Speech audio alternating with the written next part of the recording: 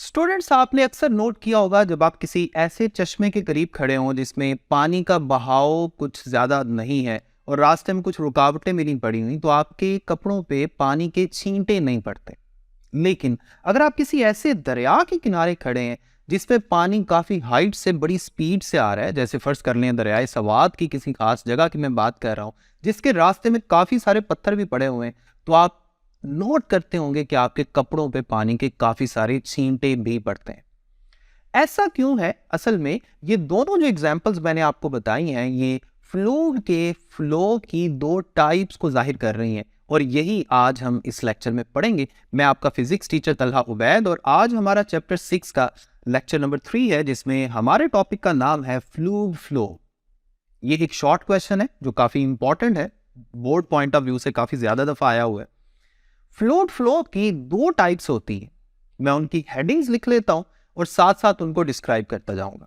सबसे पहला जो फ्लूइड का फ्लो है, इसे बोलते हैं स्ट्रीम लाइन फ्लो, या इसको स्टेडी फ्लो भी कहते हैं, या इसे लैमिनार फ्लो भी कहते हैं। जो मैंने आपको पहली एग्जांपल दी थी, असल में वो स्ट्रीम लाइन या लैमिनार या स्टेडी फ्लो की एग्जांपल थी। यहां पर आसानी के लिए मैं एक पाइप कंसीडर कर रहा हूं और इस पाइप के अंदर किसी लिक्विड को हम फ्लो करवा के डिस्कस करेंगे ये सारी चीजें। आपको इस लिक्विड को अगर मैं जरा करीब से जरा जूम करके दिखाऊं तो आप नोट करें, इस लिक्विड के जो मॉलिक्यूल्स हैं वो बड़े मजे से अपनी अपनी कितार में आगे बढ़ रहे हैं, स्लाइड करके जा रहे हैं। यानी इस वक्त ये लिक्विड फ्लो कर रहा है इस पाइप के अंदर, लेकिन लिक्विड के ये सारे मॉलिक्यूल बड़े आराम से, बड़े एहतराम से, बड़े डिसिप्लिन के साथ अपनी अपनी कितार में जा रहे हैं।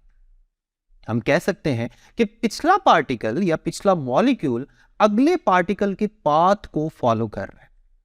ऐसे फ्लो को बोलते हैं स्ट्रीमलाइन या लैमिनार या स्टेडी फ्लो। और इसको हम डिफाइन भी कर सकते हैं, आपको सामने डेफिनेशन भी नजर आ रही है कि ये ऐसा फ्लो है जिसमें पिछला particle, previous particle follows the same path as followed by the those particles which passes through that point earlier. यानी पिछला पार्टिकल अगले पार्टिकल के पाथ को एग्जैक्टली फॉलो करेगा। बिल्कुल ऐसे ही जैसे आर्मी परेड की शक्ल में अगर चल रही हो तो वो कितारों में जा रहे होते हैं और सारे एक दूसरे को फॉलो कर रहे होते हैं। इस एक कितार को, जिस कितार में ये मॉलिक्यूल जा रहे हैं, आप देखें काफी सारी कितारें आपको नजर आ रही हैं। इन कितारों को बोलते हैं स्ट्रीम लाइन्स। यानी मॉलिक्यूल्स का ये जो पाथ है जिसमें पिछला पार्टिकल अगले पार्टिकल को फॉलो कर रहा है, this path is called stream line. और याद रखें, स्ट्रीमलाइन फ्लो या लैमिनार फ्लो जो मैं अभी आपको करवा रहा हूं, ये फ्लो जो है इसके दौरान स्ट्रीम लाइंस एक दूसरे को क्रॉस नहीं करती। यानी ऐसा नहीं होगा कि एक कितार का मॉलिक्यूल अपनी कितार को छोड़ के दूसरी कितार में घुस जाए। इसीलिए तो जब हम ऐसे फ्लो को ऑब्जर्व कर रहे थे उस चश्मे के करीब खड़े होके, तो हमारे ऊपर छींटे नहीं पड़ रहे थे। ये एक बड़ी सिंपल सी एग्जांपल है इस फ्लो को समझने के लिए। हम कह सकते हैं कि स्ट्रीमलाइन फ्लो के लिए कुछ कंडीशंस हैं, जिनमें से एक कंडीशन ये है कि स्ट्रीमलाइंस एक दूसरे को क्रॉस नहीं करती। Streamlines will never cross each other. एक दूसरी भी कंडीशन है और वो है स्पीड की कंडीशन। ये बात याद रखें कि स्ट्रीमलाइन फ्लो जो है ये एक खास स्पीड पर ही हो सकता है। अगर फ्लूइड की स्पीड उस लिमिट से क्रॉस कर जाए, यानी ये खास स्पीड से ज्यादा हो जाए, तो फिर वो फ्लो स्ट्रीमलाइन नहीं रहता। यानी जो स्ट्रीमलाइंस हैं इनके मॉलिक्यूल अपनी स्ट्रीमलाइन को छोड़ के दूसरी स्ट्रीमलाइंस में जाना शुरू कर देते हैं, जो इस वक्त आपको आप देख सकते हैं, आपको नजर आ रहा है। सो इसकी दूसरी कंडीशन क्या होगी? That the fluid speed must be with in the limit. With in the limit, एक खास लिमिट पे ये रह सकती है। और याद रखें, उस लिमिट को क्रिटिकल वेलोसिटी कहते हैं। अगर फ्लूइड की स्पीड क्रिटिकल वेलोसिटी के इक्वल या उससे कम है तो फिर ये स्ट्रीमलाइन रहेगा। अगर क्रिटिकल वेलोसिटी की लिमिट को क्रॉस कर दिया है फ्लूइड की स्पीड ने, तो फिर इसका फ्लो स्ट्रीमलाइन नहीं रह सकता। फिर इसका फ्लो कैसा हो जाएगा? वो ऐसा जो आपको नजर आ रहा है, और इसे ही टर्बुलेंट फ्लो कहते हैं या अनस्टेडी फ्लो कहते हैं। यही फ्लूइड के फ्लो की दूसरी टाइप है जो मैं अभी डिस्कस करने जा रहा हूं। अब गौर से देखें, जूम करके भी आपको दिखा रहा हूं, इसमें क्या हो रहा है, सारे मॉलिक्यूल अपनी अपनी कितार में नहीं रहना चाहते, मॉलिक्यूल अपनी कितार को छोड़ के दूसरी कितार में, यानी स्ट्रीम लाइंस क्रॉस हो रही हैं, एक दूसरे के अंदर मिक्स हो रही हैं। ऐसे फ्लो को बोलते हैं अनस्टेडी या टर्बुलेंट फ्लो।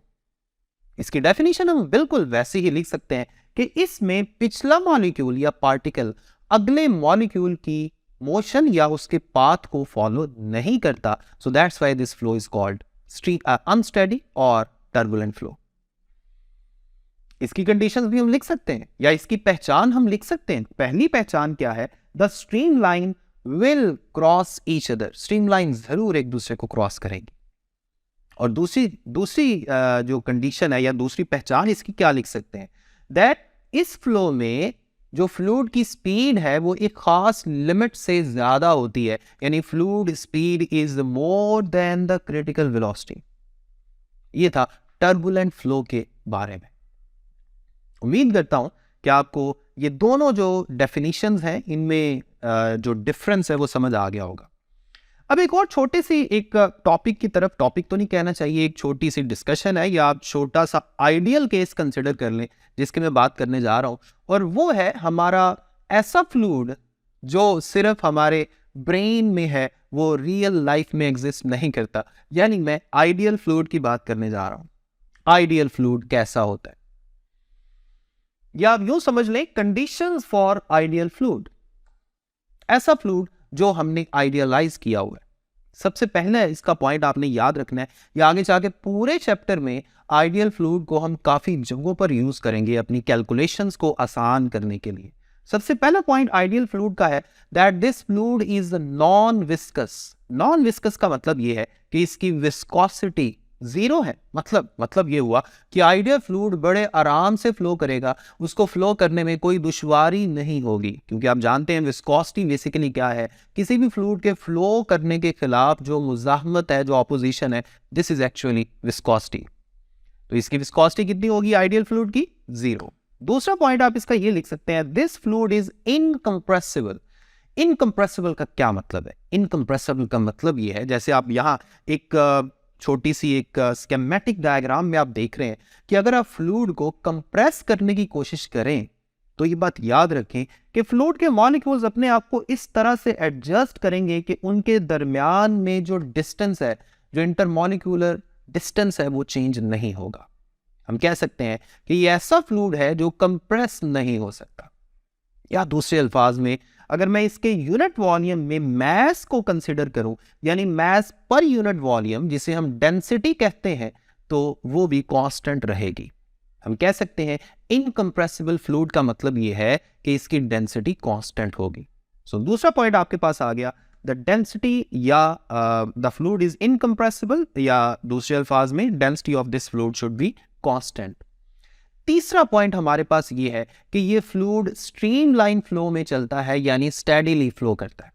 ये है आइडियल फ्लूइड के 3 पॉइंट्स जो अलग से शॉर्ट क्वेश्चन में आ जाते हैं। आपने अच्छे से मेमोराइज कर लेने। उम्मीद करता हूँ आपको बहुत अच्छी समझ आ गई होगी आज के शॉर्ट क्वेश्चन की। अपना ख्याल रखें और मुझे अपनी दुआओं में याद रखें। अल्लाह हाफिज।